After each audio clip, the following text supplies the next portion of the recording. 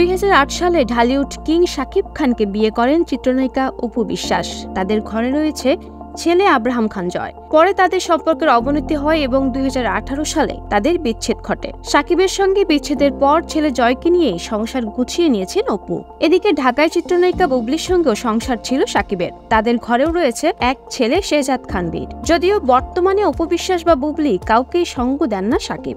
অন্যদিকে অপু বুবলির সম্পর্ক দাকুমড়ো হলেও শাকিবের দুই ছেলে জয় ও বীরের মধ্যে যোগাযোগ রয়েছে। শুক্রবার 27 সেপ্টেম্বর আব্রাহাম খান জয়ের জন্মদিন। এদিন এক আবেগঘন পোস্টে ছেলেকে নিয়ে অপু বিশ্বাস লেখেন, শুভ জন্মদিন আমার প্রাণের ধন আব্রাহাম খান জয়। আজ তুমি নতুন বছরে পা দিলে, আর এটা আমার জন্য একটি বিশেষ মুহূর্ত। এরপরই জয়ের জন্মদিন উপলক্ষে শুভেচ্ছা জানায় শাকিব খানের আরেক পুত্র শেহজাদ খান বীর।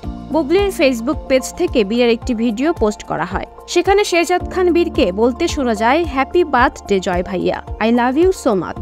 বুবলির পেজ থেকে শেয়ার করা বিয়ের এই ভিডিওতে অনুরাগীরা বেশ প্রশংসায় ভাসান। একজন লিখেছেন, বাহ, বড় ভাইকে কি সুন্দর করে উইশ করছে, এটাই বুবলির পারিবারিক শিক্ষা।